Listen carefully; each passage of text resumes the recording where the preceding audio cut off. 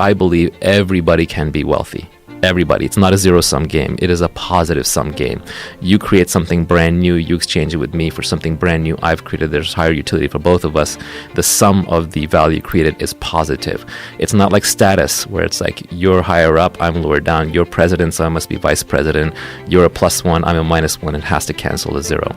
We should be all for playing positive-sum ethical games. The problem is because of these looters who have ruined capitalism's name, that then you get socialists coming in and saying, burn the whole system down. Right. You burn the whole system down, we end up like Venezuela or the former Soviet Union. You know, you don't want to be a failed socialist states with emaciated teens hunting cats in the streets to eat, right? That's literally what happens in some of these places. So I think it's very important not to destroy the engine of progress that brought us here. Yeah, the idea that socialism just hasn't worked yet. That it needs to, we just need to do it right. If we do it right, we can. Have you ever had a debate? 100 million dead, and yeah. Well, let's keep trying. All over the world, yeah, and every single time it's been implemented. Yeah. Have you ever had a conversation with someone who's a socialist? Many times. Some of my better friends are socialists. Really? So we really get into it. Yeah. And what is there? I mean, does anyone have a compelling perspective at all?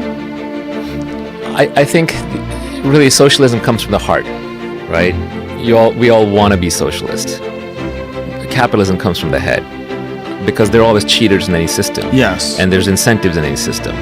So when you're young, if you're not a socialist, you have no heart. When you're older, if you're not a capitalist, you have no head, right? You haven't thought it through. So I understand where it comes from. I always liked Nassim Taleb's framing of this, where he said, with my family, I'm a communist. With my close friends, I'm a socialist. At my state level politics, I'm a Democrat. At higher levels, I'm a Republican, and at the federal level, I'm a libertarian. Right? So basically, the larger the group of people you have massed together who have different interests, the less trust there is, the more cheating there is, the better the incentives have to be aligned, the better the system has to work, the more you go towards capitalism. The smaller the group you're in a kibbutz, you're in your commune, you're in your house, you're in your tribe, by all means, be a socialist. With my aunts, with my brother, with my cousins, with my uncles, with my mom, with my family, I'm a socialist. That's the right way to live a loving, happy, integrated life. Yes. But when you're dealing with strangers, I mean, you want to be a real socialist? Great. Open all your doors and windows tomorrow. Please, everybody, come take what you want. See how that works out. Yeah. This idea of income inequality, that always strikes me as it's a deceptive term, income inequality. Well, let's flip it around. It comes from outcome inequality. Yeah. And the outcome inequality is there because you made different choices. Now, again, going back, if it was because you didn't have the same opportunities, that's a problem. Yes. So society should always try to give people equal opportunities. So, for example, instead of basic income, what if we had a retraining program built into our basic social fabric, which said that every 4 years or every 6 years, or whatever it is, maybe it's every 10, you can take 1 year out and we'll pay for you to go retrain completely. And you can go into any profession you like that has some earning power and output, hopefully a creative long-term profession, and you can re-educate yourself. That would be much better for society on all levels than basically just saying, now you're going to be the dole for the rest of your life. Yeah, you'd have to lead that horse to water and then make him drink. It requires people to put in some effort. Yes. But, we can't all just sit around. It's just not. Well, that's my perspective on income inequality. There's always effort inequality and thought inequality. I mean, there's just some people that are obsessed, and if those people become successful, it doesn't mean they stole from you. It just means that they put in the amount of energy and effort that's required to reach where they're at.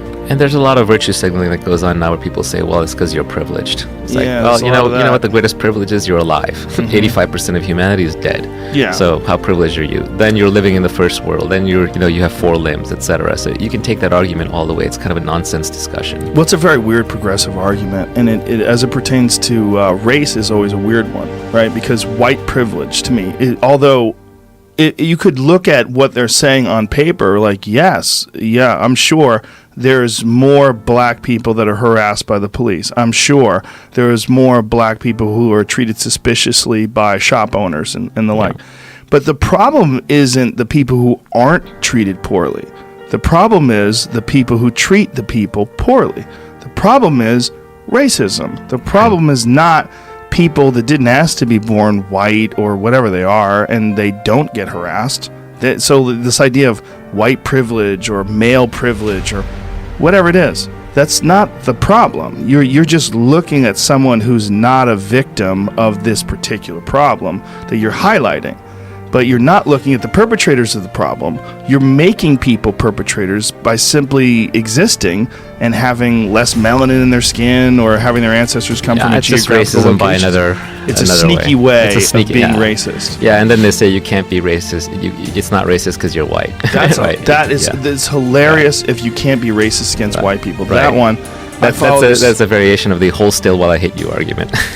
Stop struggling while I'm hitting you. But it's just so silly. You just completely changed what racism means. But what's hilarious is that mostly the people who are yelling racist are not the minorities. When I look on my Twitter or my social media or on my news, it's white on white violence. Virtue signaling. Yeah, it's white on white violence. Yes. What's mostly going on is it's elitist whites, blue state whites, college-educated whites, beating up on high school-educated whites, blue-collar. It's a white-collar versus blue-collar war that's going on, and the rest of us are just kind of watching like, oh, that's kind of interesting. Well, it's also a side effect of the ability to broadcast, right? Like, everyone with a Twitter handle has the ability to broadcast. Everyone with a Facebook page has the ability to pontificate and have these long, rambling, these huge statements that people put out.